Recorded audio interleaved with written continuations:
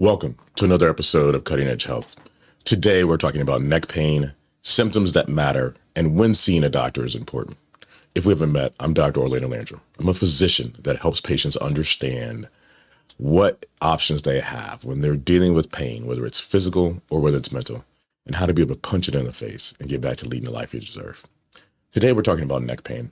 It's a really common presentation or symptom that occurs probably only preceded in having more volume as people having back pain, but neck pain is pretty darn common. What most people think about when they have neck pain is they consider that it's related to them having slept wrong. And they think, well, maybe it's secondary to it being some type of muscle or issue that's taking place, like the muscles in the neck and just got kind of bundled up or something along those lines. Occasionally, those people who are in a car accident or other injury, they have something like a whiplash injury, where they have this kind of head going back, going forward, and then you think that perhaps maybe there's some issues with perhaps the ligaments or things along those lines. And then those of us who have gotten a little bit more mature sometimes think, well, maybe I have this popping and cracking, and maybe I have some arthritis in my neck. Picture of the cervical spine from the side with the areas of obviously the vertebral bodies and the disc in between, but behind that on the right-hand side of this picture, you can see the joints of the neck and it having some degree of arthritis, as we can see. So those are things that are pretty common, but how can we be able to distinguish those things from the really serious things that are like, you know what, I need to go to the emergency room? How do you make that determination? How do you not just say, I'm going to put this on hold and I'm going to tough it out, and you end up causing yourself some challenges? Well, one of the things that we're going to do is to give you various different references that you can see for yourself. But one of the articles that we take a look in this particular talk is talking about neck pain, global epidemiology, trends and risk factors. And we're going to make another reference a little bit later. But in essence, we want to kind of give you some semblance of how common is neck pain, and then what are some of the signs and red flags, if you would, about knowing how could you be able to improve this versus not. So neck pain as a whole, it has a number of different potential causative agents as well as risk factors. So some of the things that can cause you an issue is as you become more mature and you get a bit older, you can say, oh, well, I might have some arthritis, as I mentioned before. Could it be secondary to you having a genetic predisposition? My grandparent had neck pain, and so I have neck pain as well.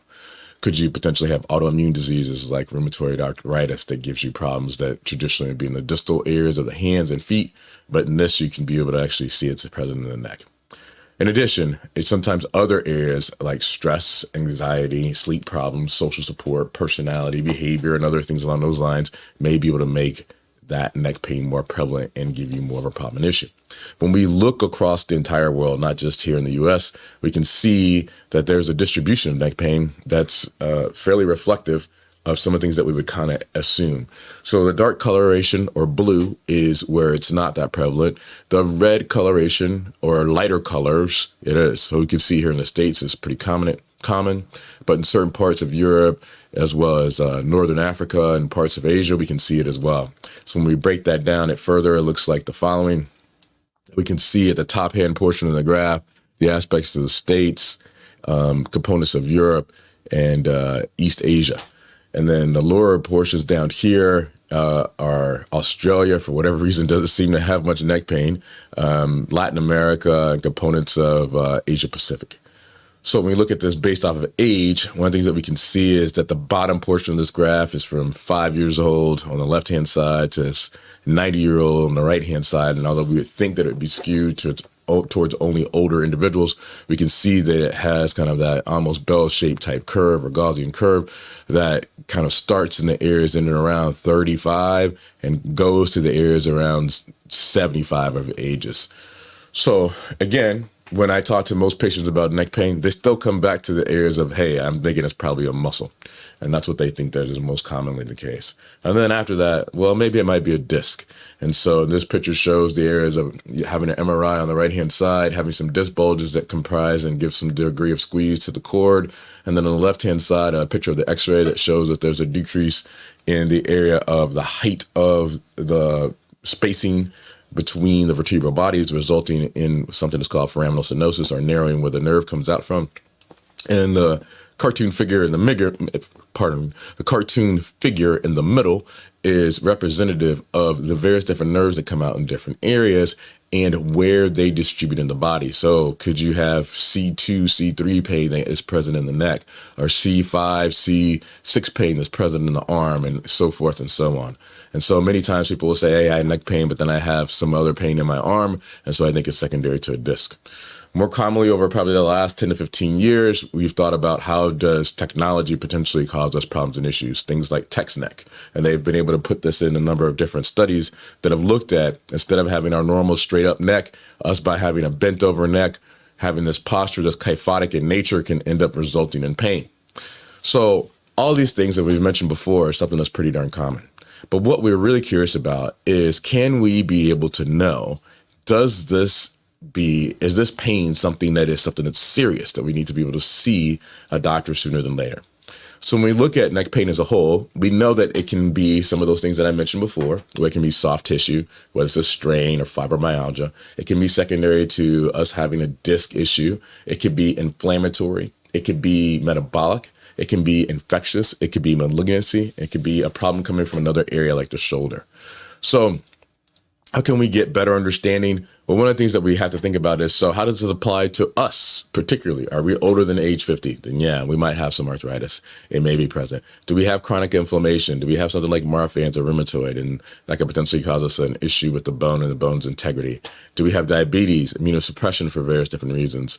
Do we have kidney failure or liver failure? And then that could possibly predispose us to having a potential infection. Is there a previous or current history of malignancy with a possibility of having metastasis to the neck and the spine, the cervical spine in particular? Is there trauma, the areas of a whiplash disorder or other genetic things that take place? So how can we be able to evaluate that further? Well, some of the studies that we can look at to be able to kind of really assess that are the following.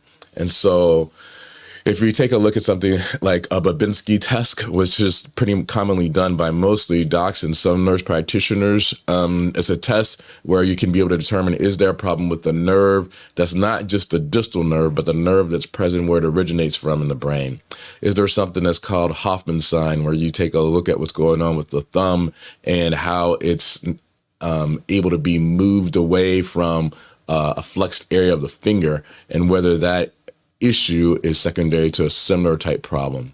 Do we have a problem when the person turns their neck and flexes it down and extends, and is potentially representative of having foraminal stenosis and compression? So there's various different tests that can be done. But when we really kind of get down to the nitty gritty of it, one of the things that we really want to kind of understand is the following. So really, how else can we be able to determine what is urgent and what is an emergency? So what we want to know is it a possible aspect of an infection? And although there's various different things to be able to kind of deduce that, one of the things that can help us with that is, do we have exposure risk, and are we having a fever? Do we have an inflammatory condition that's causing problems and issues? Do we have malignancy that we need to look into? Are there things where we have issues with compression of the cord? The fancy terminology for that is something that's called myelopathy. Myelopathy is a cord compression that can result in us having weakness, can result in having bowel and bladder dysfunction. It can result in progressive symptoms that start for a little bit, but then they seem to get incredibly worse over a period of time. And the sooner we intervene upon that, the better. Could it potentially be a vascular emergency where we have an injury to the vessels that supply the areas in and around the neck, which is traditionally associated with changes in vision and potentially the tearing type sensation that you can be able to see? So those are the things that are most common in terms of most traditional presenting emergencies. When we look at this in conclusion, to follow up, neck pain is pretty prominent. It's been shown that, relatively speaking, it hasn't changed worldwide since around the decades of 1990s to 2019. However, one of the things that we have been able to see is that it is associated with certain predispositions and risk factors. But when we look at potentially what are the things that we need to be most concerned about, this article actually covered it pretty well, darn well. Australian Journal of General Practice, which basically summarized the following. What we want to know is, could it be any of these four things? Do we have cervical cord compression and compromise? And so what does that mean is we have limb weakness that is progressive. It's getting worse immediately and it can continue to get worse. Is there an impairment of the gait, meaning we're having trouble being able to walk? And do we have bowel and bladder dysfunction, meaning we can't hold our urine or hold our ability to be able to contain our solid waste? So that's an emergency that needs to be seen immediately in the emergency room. Is there a possible infection, something like meningitis, where you have pain in the back portion of the neck and it's associated with a fever or neck stiffness? The vascular emergency I made mention of before, where you have this tearing, that sensation is present in the neck, and you have this thunderclap headache with unilateral weakness and potentially vertigo, whether that's secondary to stroke or whether it's because we have a vessel issue with integrity. And then one of the last things, and we haven't included all that much, is myocardial infarction or myocardial ischemia, where you have loss of blood going to the heart. It can frequently present with neck pain and not chest pain and not chest compression. So those are some of the things that we want to kind of think about when we're considering neck pain that we have. It may not just be muscular. It may not be just arthritis. It may not be from having even a little bit of a whiplash injury that we can be able to get over. We need to know what are the things that are serious and how can we be able to intervene if we have to. So hopefully this provided some value for you or someone that you care about. If it did, hit the like button.